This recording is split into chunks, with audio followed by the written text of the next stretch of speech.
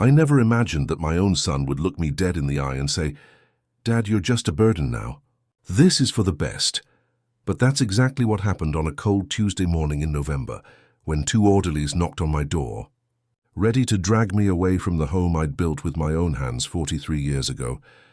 What my son Michael didn't know was that this burden had been planning for this exact moment for months, and by the time he realized what he'd done, it would be far too late.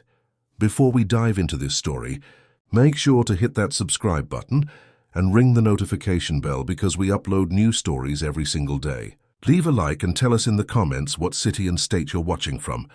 My name is Robert Sterling.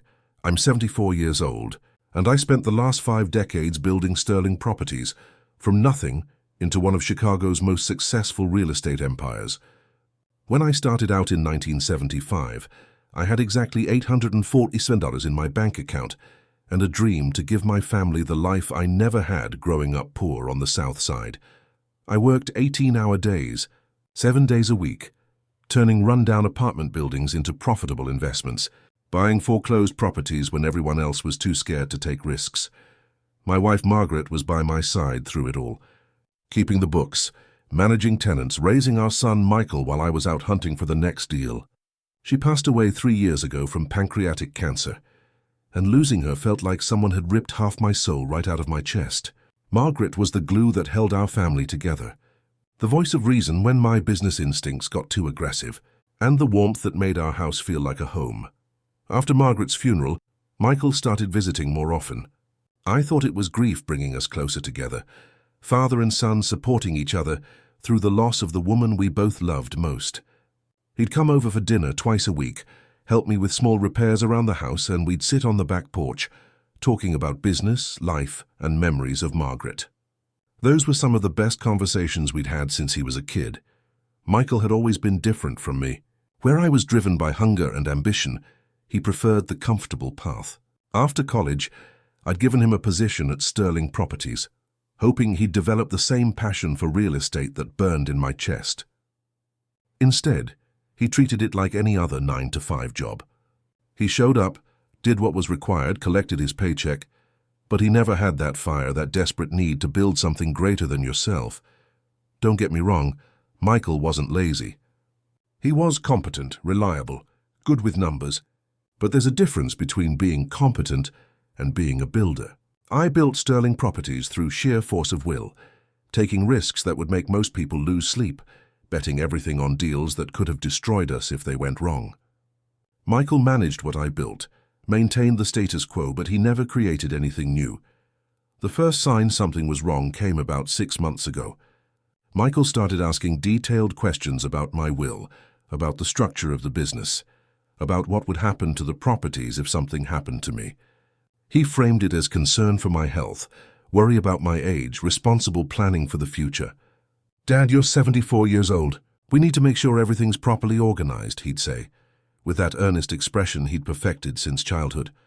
I should have seen through it then, but grief makes you vulnerable. After losing Margaret, I was desperate to feel connected to the only family I had left.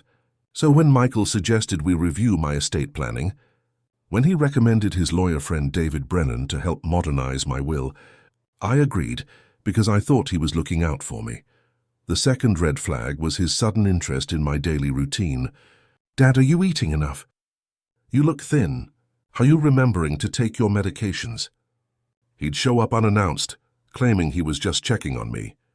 But I'd catch him looking through my mail, studying my prescription bottles, taking notes on his phone when he thought I wasn't watching. The third warning came when I started forgetting small things. Nothing major, where I'd put my reading glasses, what day of the week it was, the name of the new tenant in Building C, normal stuff for a man my age. But Michael reacted like I was showing early signs of Alzheimer's. He'd exchange worried glances with his wife Patricia, whisper conversations that stopped when I entered the room, phone calls that ended abruptly when I walked into the kitchen. "Dad, maybe you should see Dr. Morrison," Michael suggested after I'd forgotten about a dentist appointment. "Just for a routine checkup. Margaret always made sure you stayed on top of your health, and now that she's gone..." He didn't finish the sentence, but the implication was clear. Without Margaret, I was falling apart.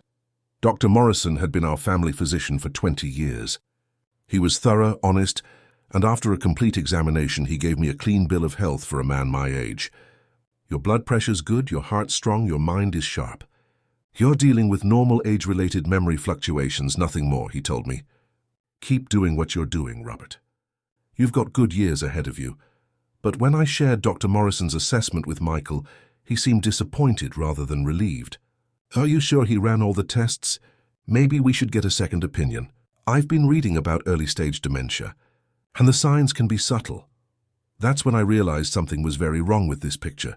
The breaking point came 3 weeks ago during Thanksgiving dinner at Michael's house in Lincoln Park. Patricia had cooked a beautiful meal.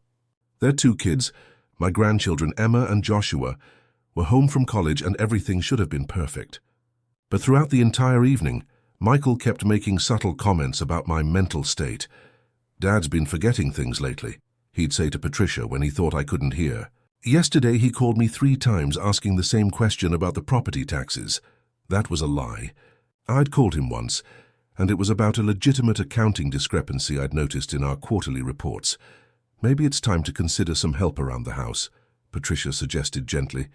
Someone to make sure he's taking his medications, eating proper meals, staying safe. The way she said it, with that careful tone you use when talking about someone who's losing their independence, made my blood boil. Emma, my 22-year-old granddaughter, defended me. Grandpa seems fine to me. He just explained the entire history of the Chicago real estate market during dinner. His memory is better than mine. But Michael shut her down quickly. Honey, memory works differently with age. He might remember things from 40 years ago perfectly, but forget what he had for breakfast this morning. It's a common pattern with cognitive decline. The clinical way he discussed my supposed mental deterioration, like I wasn't sitting right there at the table, was the moment I realized my son was planning something. After dinner, while Patricia and the kids cleaned up, Michael pulled me aside in his study. The room was decorated with photos of his college achievements, his wedding day, business awards he'd received working for companies I'd never heard of before he joined Sterling Properties. Notably absent were any pictures of us together, any acknowledgement of the empire I'd built that provided the comfortable lifestyle he'd always taken for granted. Dad, I need to talk to you about something serious, he began, settling into the leather chair behind his desk, like we were having a business meeting instead of a family conversation.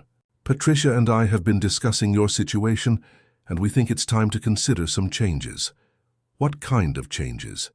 Well, you're living alone in that big house, managing a complex business at your age, dealing with grief from losing Mom. It's a lot of stress for someone in their 70s. We're worried about your safety, your health, your ability to make sound financial decisions. The phrase sound financial decisions hit me like a slap. This from a man who'd never made a successful investment in his life, who'd be living in a studio apartment if not for the job I'd given him and the trust fund I'd established for his security. Michael, I built Sterling Properties from nothing. I think I can handle my own financial decisions. Dad, that was decades ago. Things change. Your judgment might not be as sharp as it used to be. Just last week, you almost agreed to that ridiculous renovation contract from Morrison Construction without reading the fine print. If I hadn't intervened, you would have overpaid by $30,000. Another lie. I'd caught the error myself and rejected the contract before Michael even knew about it. But he was rewriting history to support his narrative of my declining mental capacity. What exactly are you suggesting? There's a beautiful assisted living community in Evanston called Sunset Manor. It's not a nursing home, he said quickly, seeing my expression. It's more like a luxury retirement community. You'd have your own apartment, all meals prepared, medical staff on site, social activities, people your own age to talk to. No more worrying about maintaining that big house. No more stress from managing the business day to day. And who would manage the business? Well, I've been effectively running operations for the past few years anyway. We could make it official. Transfer more responsibility to me so you can enjoy your retirement without all that pressure. There it was. The real agenda. Michael wanted control of Sterling Properties, and the easiest way to get it was to have me declared mentally incompetent and shipped off to a facility where I'd be out of the way. The luxury retirement community was just a prettier name for removing me from the equation. I'm not ready to retire, Michael. And I'm certainly not ready to move into any kind of facility. His face hardened. Dad, you might not have a choice. If your mental state continues to deteriorate, there could be legal implications. Power of attorney, conservatorship, court-mandated care. It would be much better for everyone if we handled this as a family. The threat was subtle but unmistakable. Comply voluntarily, or he'd have me declared incompetent through legal proceedings. Either way, I'd lose control of my business and my life, and Michael would get everything he'd been maneuvering toward since Margaret's death. I need time to think about this, of course. But don't wait too long.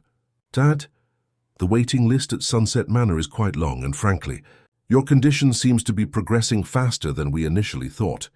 I drove home that night in silence, my hands gripping the steering wheel so tight my knuckles turned white.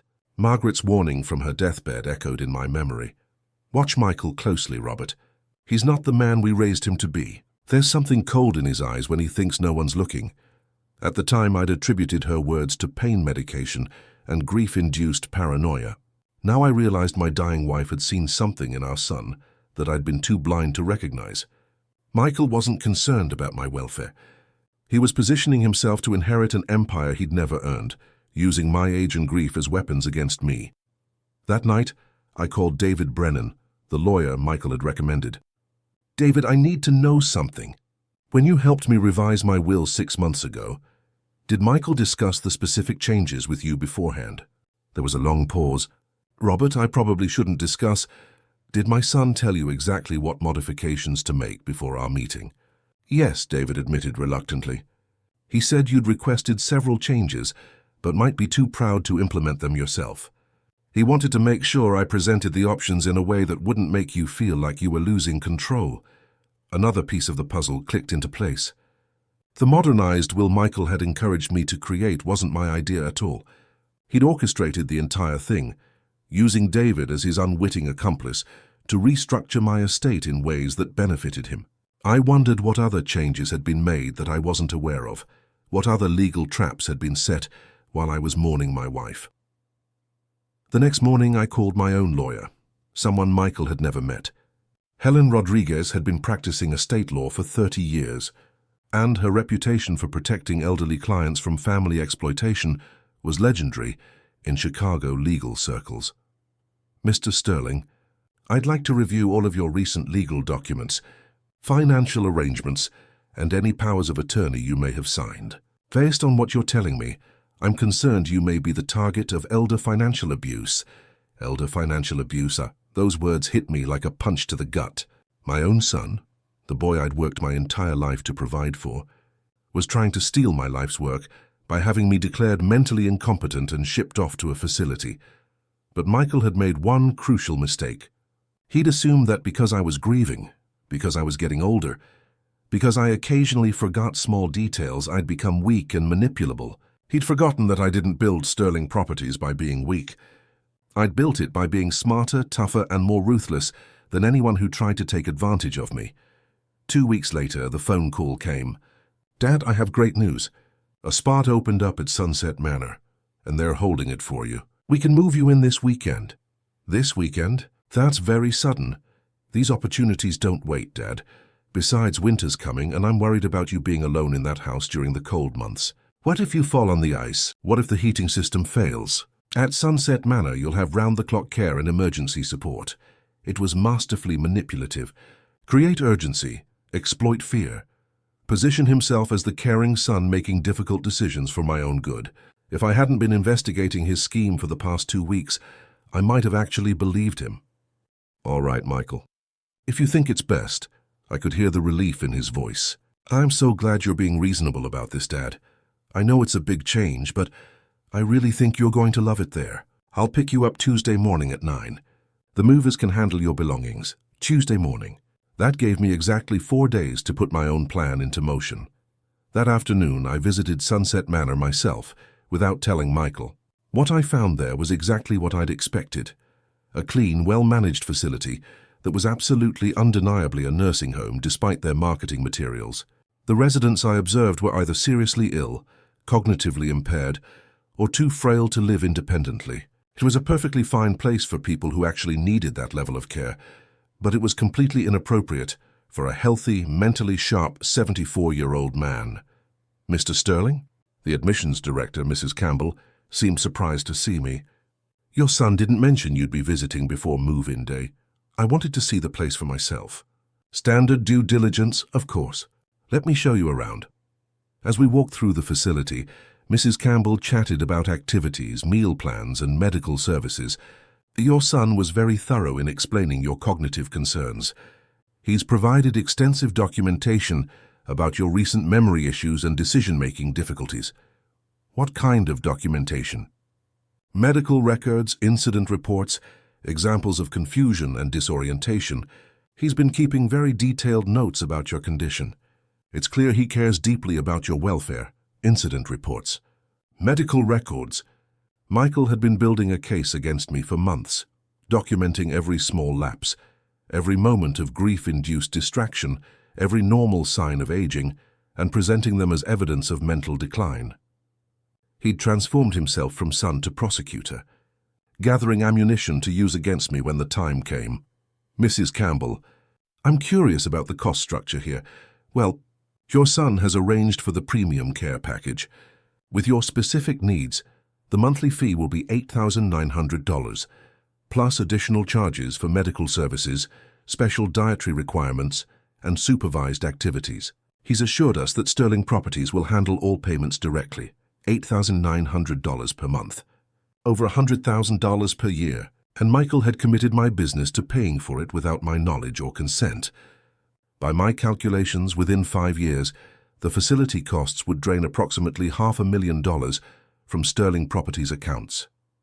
But the money wasn't the real issue.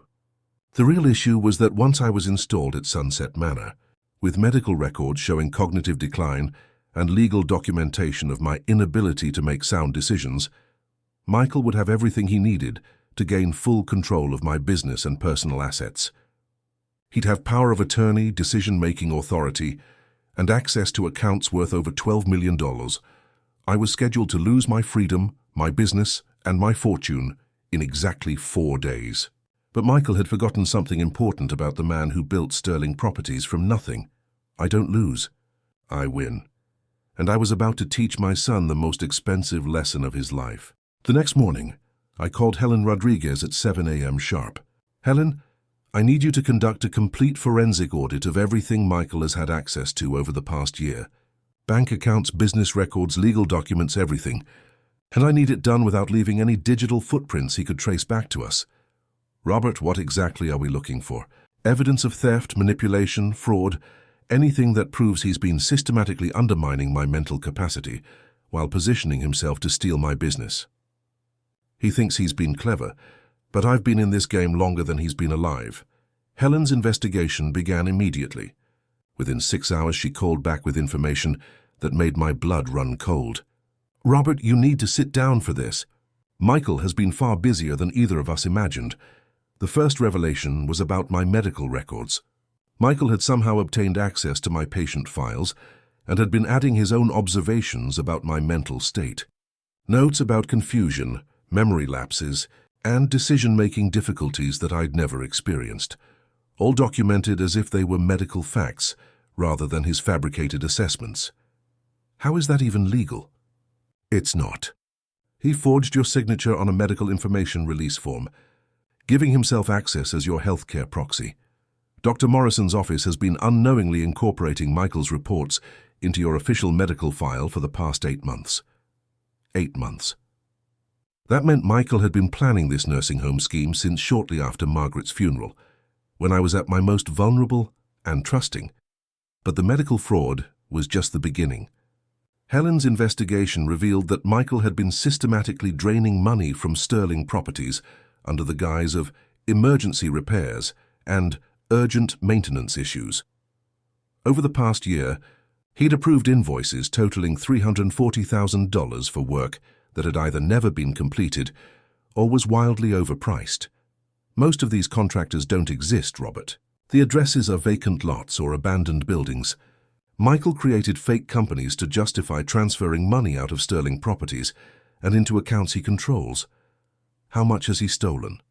So far, approximately $340,000 in fraudulent contractor payments, $89,000 in unauthorized salary, increases he gave himself, and $156,000 in consulting fees paid to companies that exist only on paper.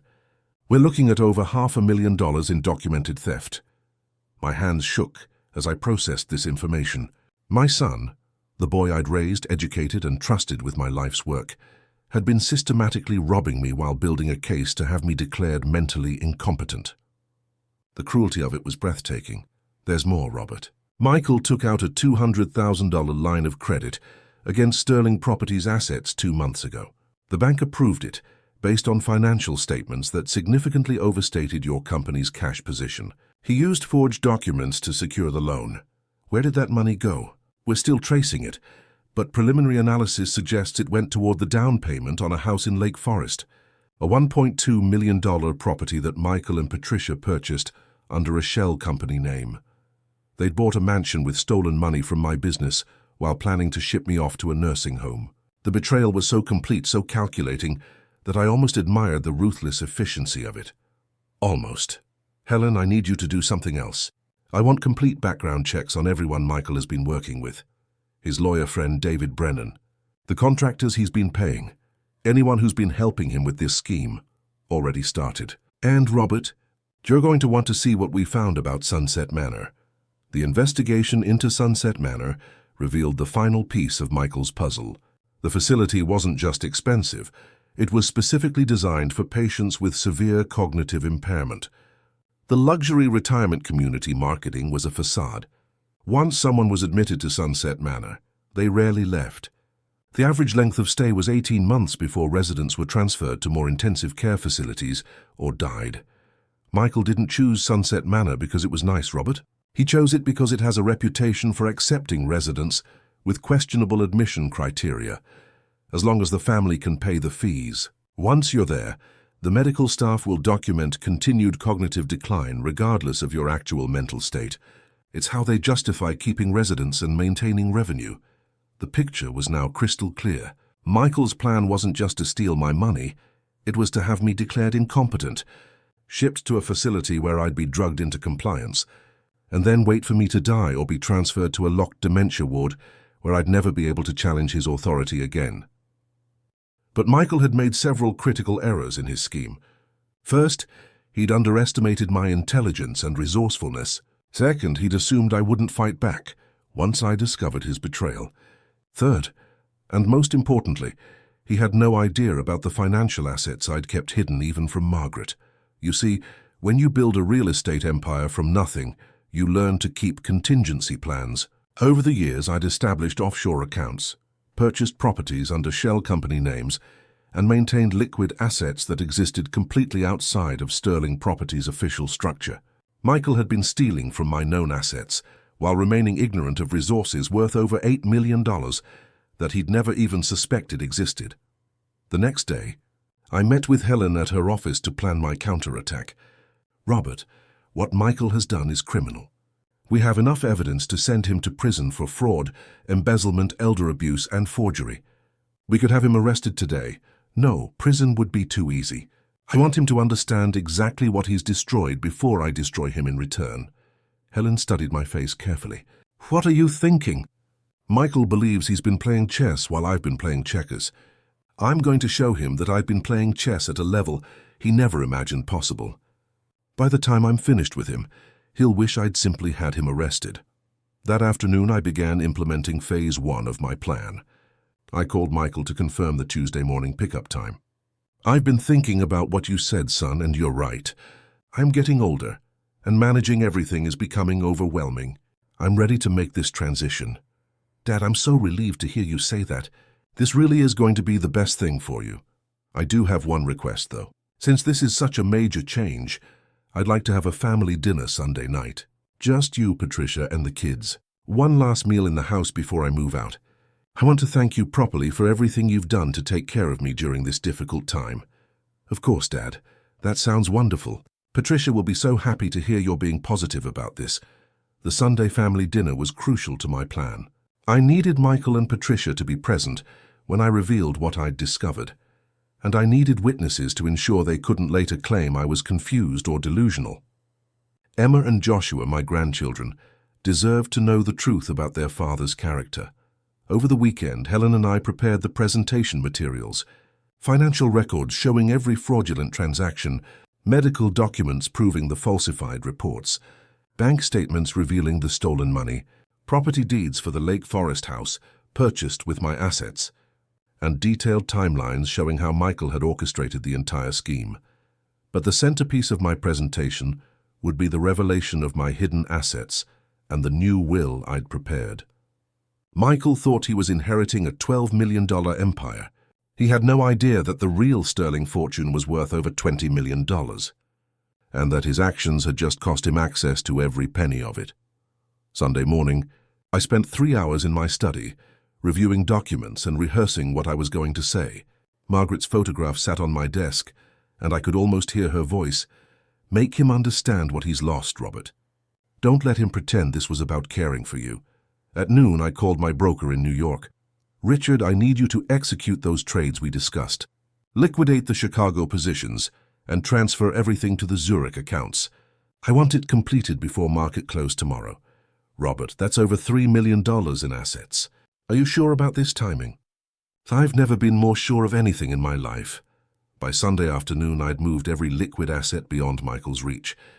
The Sterling Properties accounts he'd been stealing from now contained exactly enough money to cover legitimate business expenses and employee salaries, but nothing more.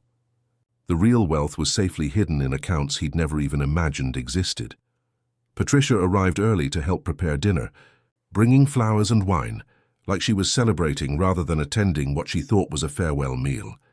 "Robert, I just want you to know how proud I am of you for making this decision. It takes real courage to admit when you need help. If she only knew what kind of help I actually needed, help disposing of a son who'd tried to steal my life's work." Michael arrived at 6 p.m. with Emma and Joshua, both of whom seemed genuinely sad about my impending move to Sunset Manor. Emma hugged me tightly and whispered, "Grandpa, are you sure about this?" "You seem fine to me. Don't worry, sweetheart. Everything is going to work out exactly as it should." During dinner, Michael was in an expansive mood, probably because he thought he'd successfully executed his scheme without being caught. He talked about his plans for expanding Sterling Properties, about renovations he wanted to make to some of our older buildings, about his vision for taking the company in new directions. "Dad, I know this transition is difficult, but I promise I'll take good care of the business. Everything you built will be preserved and grown. That's my commitment to you and to Mom's memory." The hypocrisy was stunning. He was pledging to preserve what he'd already been systematically stealing, invoking Margaret's memory, while betraying everything she'd valued about family loyalty and integrity. After dessert, I stood up from the dining room table. "Before we finish this evening, I have something important to share with all of you. Patricia, could you please bring the kids into the living room? I have a presentation I'd like everyone to see." "A presentation?" Michael looked confused. "Dad, what kind of presentation?" "The kind that reveals the truth, son. The kind that shows exactly what's been happening in our family over the past year." I'd set up my laptop connected to the large TV screen in the living room.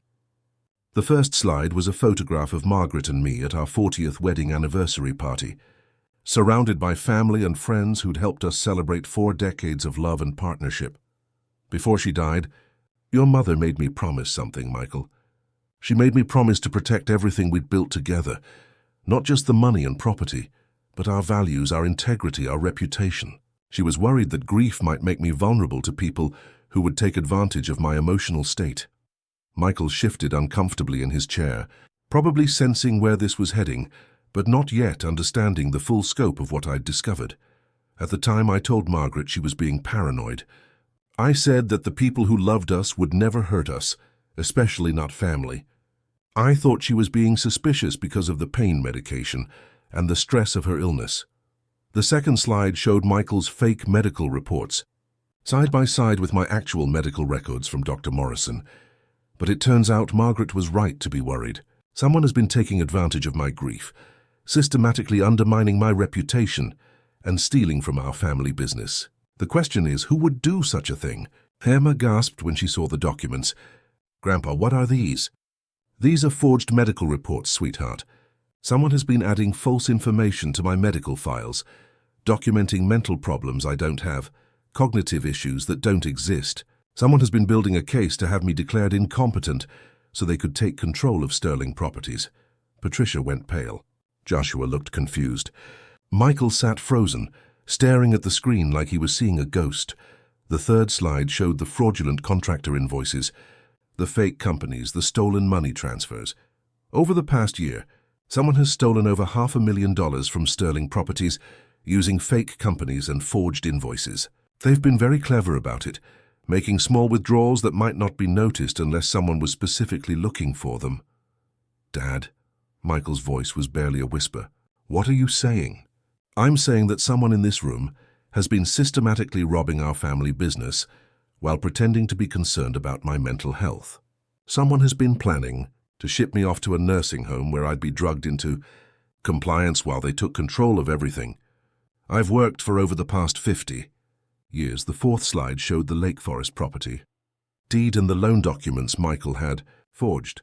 Someone even used my business as collateral for a $200,000 loan to buy themselves a mansion, assuming I'd never find out because I'd be locked away in a facility where I couldn't access financial records or question suspicious transactions. Emma stood up abruptly. This is Dad, isn't it? Dad, you stole money from Grandpa? Michael's face had turned ashen. He looked like a man who just realized he was standing on the edge of a cliff with nowhere to run. Michael, I said quietly, would you like to explain to your children why you've been stealing from their grandfather while planning to have him declared mentally incompetent? The room fell into complete silence. Patricia stared at her husband like she'd never seen him before.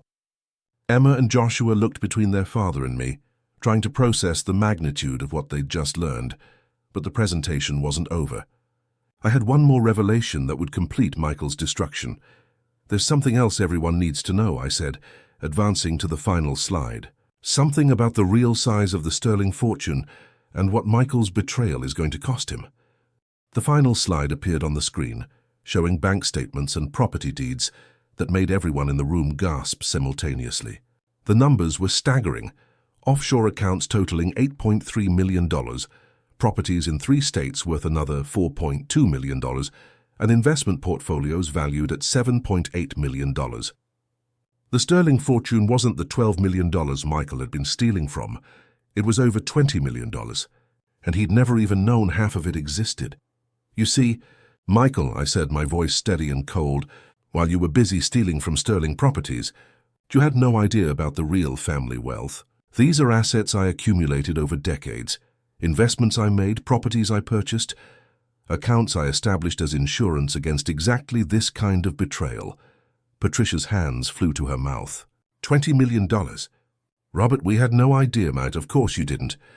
Because this money was earned through actual work, actual risk, actual sacrifice, not through theft and manipulation. I turned to face Michael directly. You've been so focused on stealing what you thought was my entire fortune that you never suspected there was much more you'd never get your hands on. Michael finally found his voice, though it came out as a croak. Dad, I can explain. Explain what? Explain how you forged my signature to access my medical records. Explain how you created fake companies to steal money from our business. Explain how you built a case to have me declared mentally incompetent while planning to drug me into compliance at a nursing home. My voice rose with each accusation. Explain how you bought a mansion with stolen money while planning to ship your father off to die in a facility. Emma was crying now, staring at her father with a look of complete devastation. Dad, how could you do this to Grandpa? After everything he's done for our family? Joshua, always the quieter of my 2 grandchildren, spoke up with a maturity that surprised everyone. Is this why you wanted us to think Grandpa was losing his mind, so we wouldn't question it when you sent him away? The accuracy of his assessment hit Michael like a physical blow.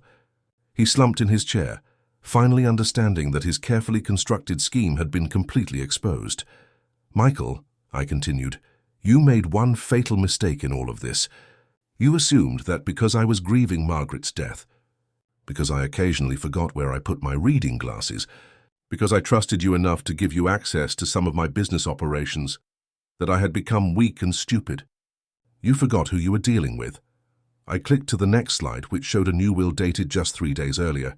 This is my revised last will and testament, witnessed by 3 attorneys and filed with the probate court this morning. Would you like me to read the relevant sections out loud, or would you prefer to review it privately? Robert, Patricia said desperately, surely we can work this out as a family.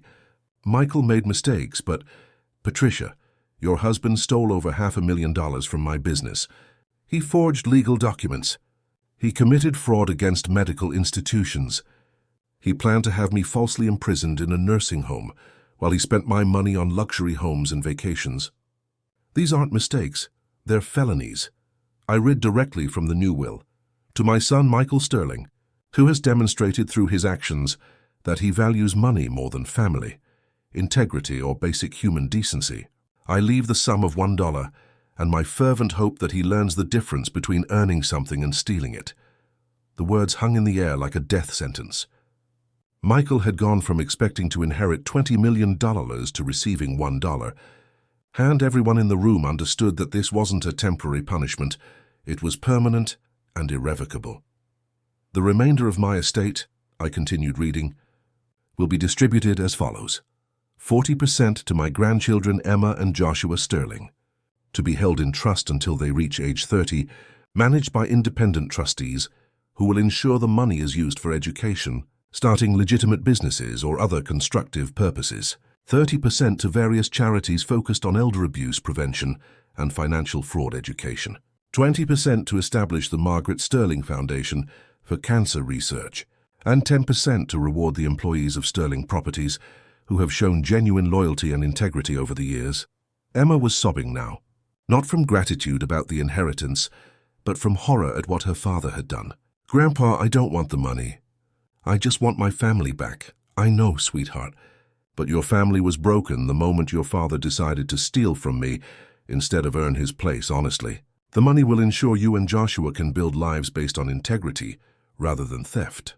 Michael finally exploded. You can't do this. I'm your son. I've worked for Sterling Properties for 15 years. You've embezzled from Sterling Properties for 15 years, I corrected. There's a difference. And yes, I can do this. It's my money, earned through my work, and I'll give it to whoever I choose. You decided to steal it instead of earn it, so now you get nothing. I'll contest the will. I'll prove you're mentally incompetent. With what evidence, Michael? The forged medical records you created? The doctors you bribed to falsify reports? The nursing home staff you paid to document non-existent symptoms? I smiled coldly.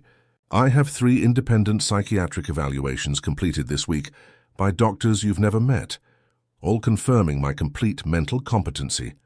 I have video recordings of our conversations where you admitted to planning this scheme. I have financial records showing every dollar you stole and every document you forged. Helen Rodriguez stepped out from the kitchen where she'd been waiting with 2 other attorneys and a court stenographer. Michael, I'm Helen Rodriguez, representing your father. We've been documenting everything that's happened here tonight. You should be aware that criminal charges are being filed against you tomorrow morning for elder financial abuse, fraud, forgery, and embezzlement. Michael's face went completely white. Criminal charges? You're having me arrested? You committed crimes, son. Multiple felonies. Did you think there wouldn't be consequences? Patricia grabbed Michael's arm. We have to call our lawyer. We have to figure out how to fix this. There is no fixing this, I said firmly. Michael destroyed our relationship the moment he decided to steal from me. He destroyed his children's respect the moment he tried to have their grandfather declared mentally incompetent for financial gain. He destroyed his marriage the moment he used stolen money to buy that mansion without telling you where the funds came from. I turned to Patricia. Did you know, Patricia, that the down payment for your Lake Forest house came from money Michael embezzled from Sterling Properties? Did you know that your husband has been systematically stealing from his own father to fund your lifestyle? Patricia stared at Michael in horror. The house money. You said it came from a business bonus. Another lie, I confirmed. Michael has been lying to everyone. To me, to you, to his children, to doctors, to lawyers, to banks. The man you married no longer exists, if he ever existed at all. Joshua, who'd been silent through most of this revelation, finally spoke up. Dad, what happens now? Are you going to prison? Michael couldn't answer. Helen Rodriguez responded instead. Joshua, your father will be arrested tomorrow morning. The charges carry potential sentences, ranging from 5 to 15 years in federal prison. The evidence is overwhelming, so a plea bargain is likely, but he'll definitely serve significant time. Emma looked up from her tears. What about us? What about college? What about our family? Your education is fully funded through the trust your grandfather established, Helen assured her. And Patricia, while you're not responsible for your husband's crimes, you'll need to return the Lake Forest property since it was purchased with stolen funds. Your personal assets should be protected, but anything bought with money from Sterling Properties will need to be surrendered. The magnitude of Michael's destruction was becoming clear to everyone. He hadn't just betrayed me.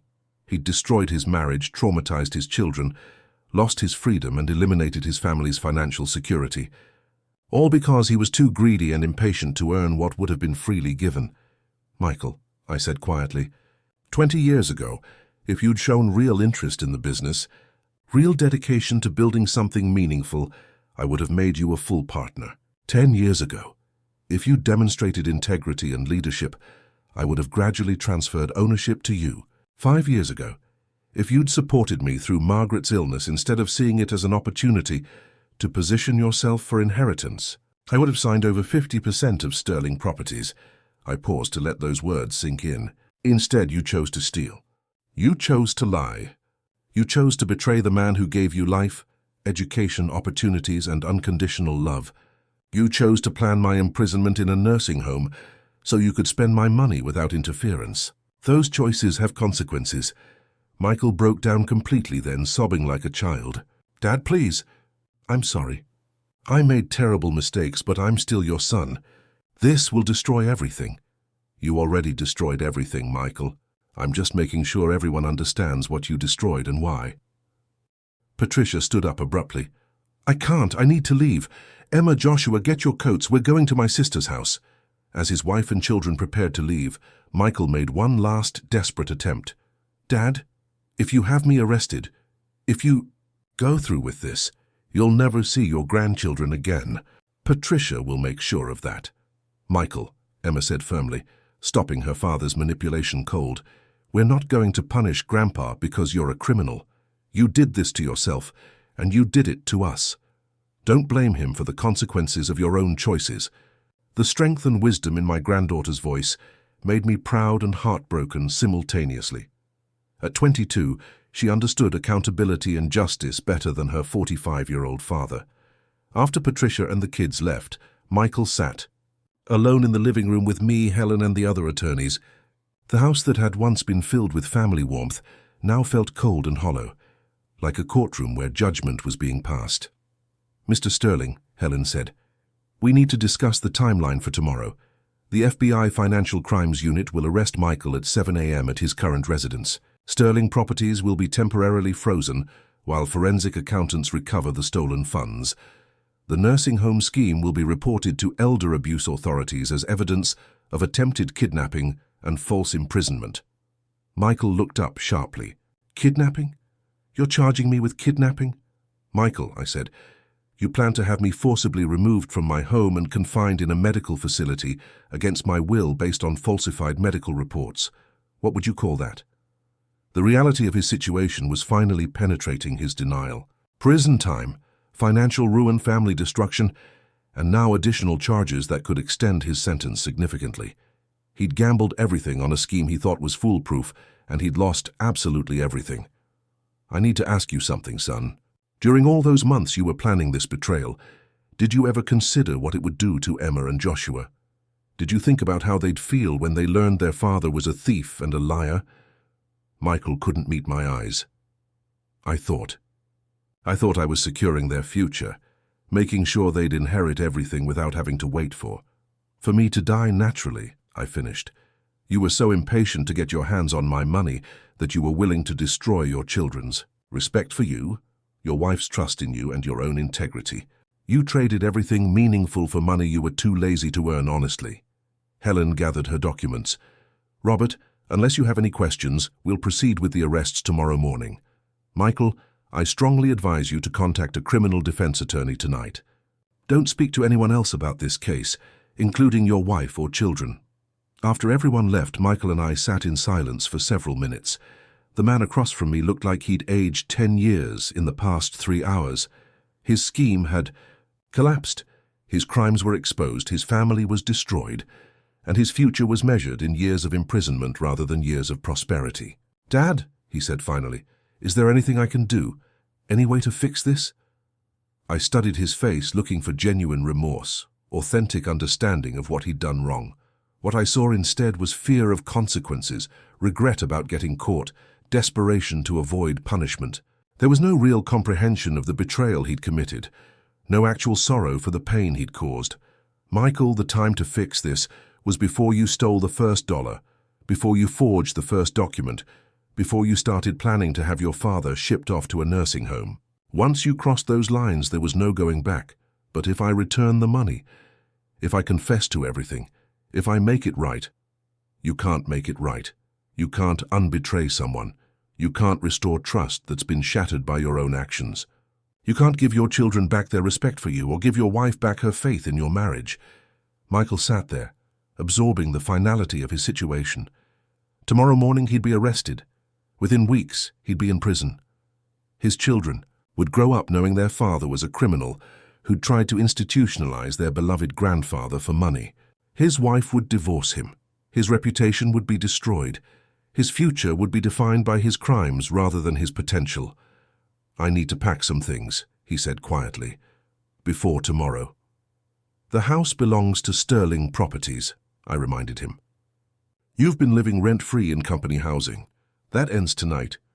It was a small final humiliation, but an important one. Michael had never actually owned anything of value.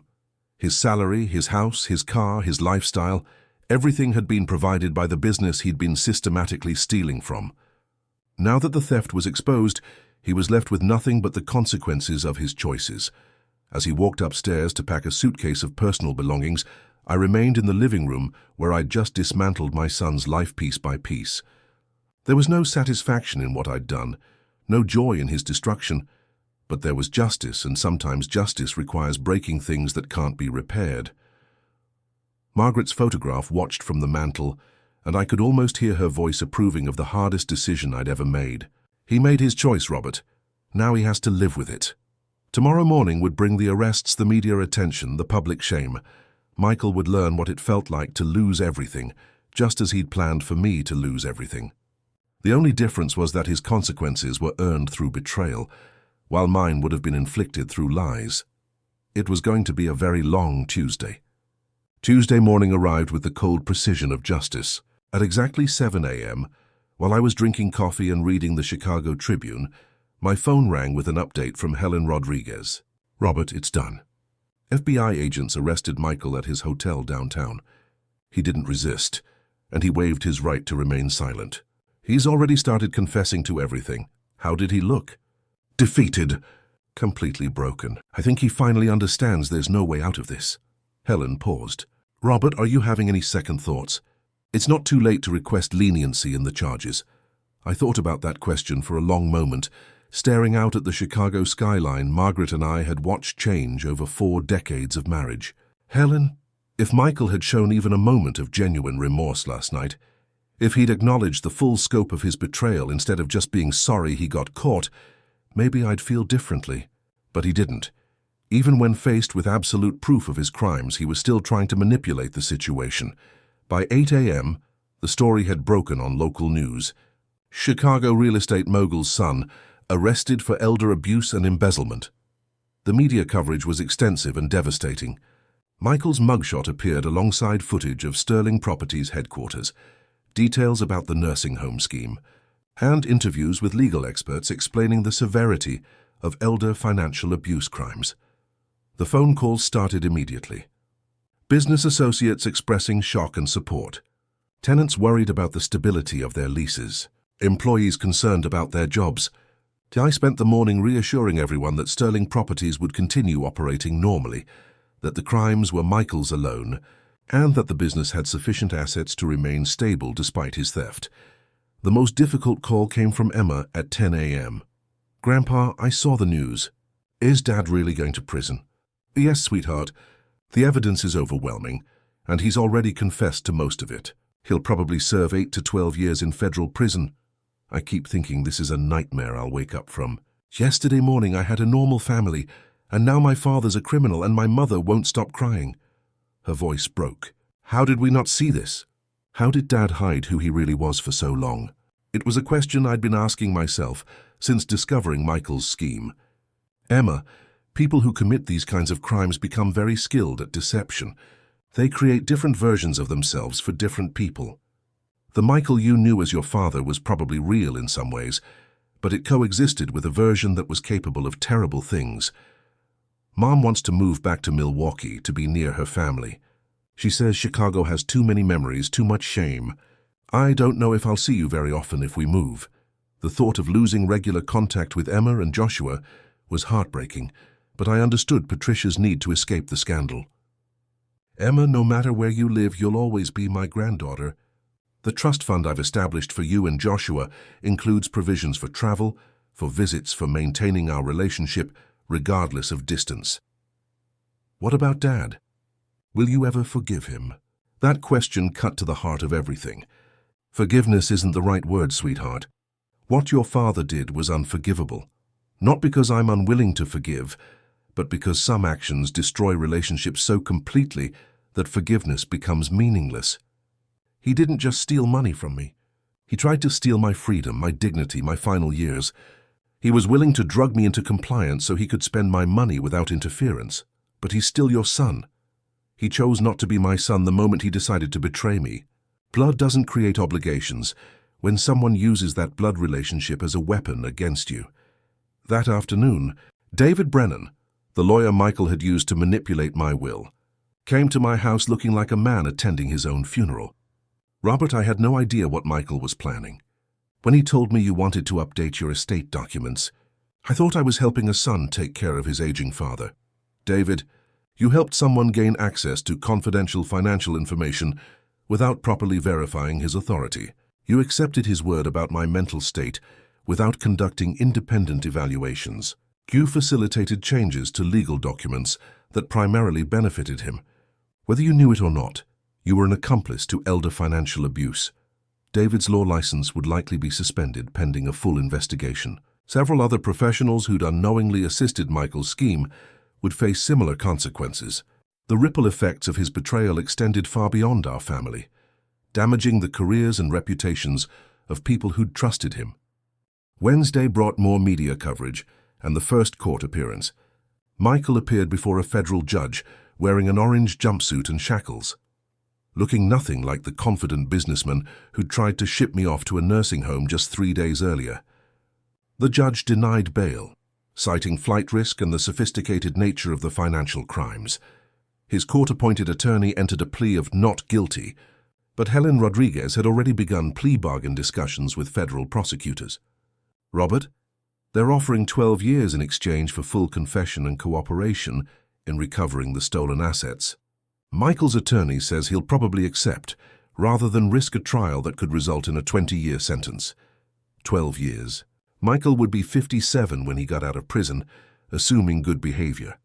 His children would be in their 30s, his marriage would be long over, and whatever reputation he'd built would be permanently destroyed. The nursing home scheme he'd planned for me would have lasted maybe 2 or 3 years before I died naturally. His prison sentence would last 4 times longer than the suffering he'd planned to inflict on me. On Thursday, Patricia came to see me. She looked exhausted, aged by stress and humiliation. Robert, I need you to know that I never suspected what Michael was doing. The house, the expensive dinners, the vacation to Europe last year. He told me everything came from business bonuses and investment profits. I believe you, Patricia. Michael was skilled at compartmentalizing his lies. The FBI seized our bank accounts. They're taking the Lake Forest house. I have to find a job for the first time in 20 years because everything we had was bought with stolen money. She paused, struggling with emotions. I feel like such a fool for not questioning where the money was coming from. Patricia, you trusted your husband. That's what marriage is supposed to be built on. You're not responsible for his crimes, but I benefited from them. I lived in luxury while he was stealing from his own father. How do I live with that guilt? It was a fair question. Patricia hadn't committed crimes, but she'd enjoyed the lifestyle those crimes had purchased. The moral complexity of her situation didn't have easy answers. You live with it by making sure Emma and Joshua understand the difference between earning something and stealing it. You live with it by rebuilding your life honestly, without shortcuts or deception. You live with it by teaching your children that actions have consequences, even for people we love. Patricia began crying. The kids are so angry at Michael, but they're also confused about whether they should still love him. Emma said she feels guilty for hating her own father. Joshua asked me if criminals can still be good parents. I don't know how to answer questions like that. Tell them the truth. Tell them that people are complicated, that someone can love their children and still make terrible choices that hurt everyone around them. Tell them that loving someone doesn't mean excusing their behavior or pretending their crimes didn't matter. A week later, Michael accepted the plea bargain. 12 years in federal prison, full restitution of stolen funds, cooperation with ongoing investigations, and a lifetime ban from working in any fiduciary capacity. The sentencing hearing was scheduled for the following month. I attended that hearing, sitting in the front row as victim impact statements were read and Michael's fate was officially sealed. When the judge asked if I wanted to address the court, I stood and spoke directly to my son for what I knew would be the last time. Your Honor, Michael Sterling spent the last year of his freedom planning to steal mine. He created fake medical records, forged legal documents, and manipulated financial institutions to support a scheme that would have confined me to a nursing home where I'd be drugged into compliance while he spent my life savings. The cruelty of this plan is matched only by its sophistication and premeditation. Michael kept his eyes down, unable to meet my gaze. But the most tragic aspect of this case isn't the money he stole or the freedom he tried to take from me. It's that none of this was necessary. If Michael had approached me honestly about his financial needs, about his desire for a larger role in our family business, about his plans for the future, I would have helped him. I would have shared what I'd built, gradually transferred ownership, supported his legitimate ambitions. I paused, letting those words sink in for everyone present. Michael, the judge, the prosecutors, the handful of reporters covering the story. Instead, he chose deception over honesty, theft over earning, betrayal over trust. Those choices have consequences that extend far beyond his prison sentence. His children will grow up knowing their father is a criminal. His wife will rebuild her life without him. His grandchildren may never know him as anything other than the man who tried to institutionalize their grandfather for money. The judge sentenced Michael to 12 years and 4 months, slightly longer than the plea agreement, due to the sophisticated nature of the crimes and the vulnerability of the victim. As he was led away in shackles, Michael finally looked at me.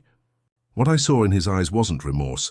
It was self-pity, resentment that his plan had failed, anger that his crimes had consequences. 6 months later, Emma and Joshua visited me in Chicago during their spring break. Patricia had indeed moved back to Milwaukee and found work as a bookkeeper for a small accounting firm. The kids were adjusting to their new reality, a father in prison, a mother working long hours to rebuild financial stability, and a future funded by the trust their criminal father had unwittingly lost access to through his own crimes. "Grandpa," Emma said as we walked through Lincoln Park, "I've been thinking about what Dad did, trying to understand how someone becomes capable of that kind of betrayal. What conclusions have you reached?" "I think Dad never learned to value what he had. He was so focused on what he thought he deserved that he couldn't appreciate what he'd already been given. A job, a family, security, love. None of it was enough because he wanted more without earning it." Her insight was remarkable for someone so young. "That's very wise, Emma. I don't want to be like that. I want to earn whatever I achieve, not inherit it or steal it or manipulate for it. When I graduate next year, I want to work somewhere completely unrelated to Sterling Properties. I want to build something of my own before I even think about joining the family business." Joshua nodded in agreement. "Same here. I've been accepted to Northwestern for engineering, but I'm going to pay my own tuition through student loans and part-time work. The trust fund you set up can wait until I've proven I can succeed without it." Their determination to earn their place in the world, rather than simply inherit privilege, told me that Michael's betrayal hadn't been entirely destructive. His children had learned lessons about integrity and self-reliance that might never have developed if they'd grown up, expecting wealth without effort. 2 years have passed since that Tuesday morning when Michael was arrested. He's serving his sentence at a federal prison in Pennsylvania, and according to Patricia, he writes letters to the kids that they usually don't answer.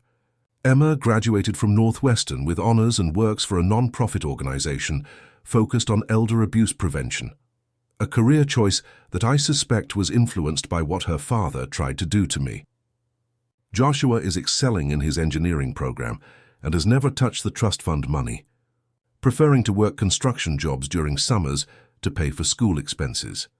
Sterling Properties continues to thrive under professional management. I've hired a team of executives with no family connections, people who were chosen purely for their competence and integrity. The business that Michael tried to steal through betrayal is now more successful than it ever was when he worked there. As for me, I'm 76 now, living independently in the same house I built with Margaret, managing my own affairs with a mind that's as sharp as it ever was. The nursing home Michael tried to ship me off to has been shut down by state regulators for Medicare fraud. Apparently, we weren't the only family they'd defrauded with false admissions. Sometimes people ask if I regret having my own son arrested, if I wish I'd handled the situation differently. The answer is no. Michael made choices that required consequences, and the consequences he received were proportional to the crimes he committed. Letting him escape punishment would have taught my grandchildren that family relationships can excuse any level of betrayal. That love means accepting abuse, that theft is acceptable as long as it's committed by someone you're related to. I chose justice over sentiment, accountability over false peace, truth over comfortable lies. Margaret would have made the same choice, and our grandchildren are growing into adults who understand the difference between earning respect and demanding it, between loving someone and enabling their destructive behavior. Michael will be released when he's 57 years old.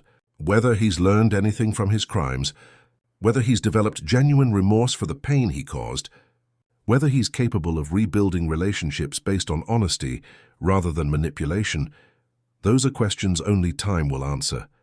What I know for certain is that his freedom to hurt people who trusted him has been removed for 12 years, and that's exactly as long as it should be. The boy I raised became a man I didn't recognize, who was willing to steal my freedom for money he hadn't earned. That man received the justice he deserved, and his children learned lessons about integrity that will serve them well for the rest of their lives. Sometimes the most loving thing you can do for someone is to let them face the full consequences of their choices, even when that someone is your own son. That's the truth about love, justice, and family that took me 74 years to fully understand.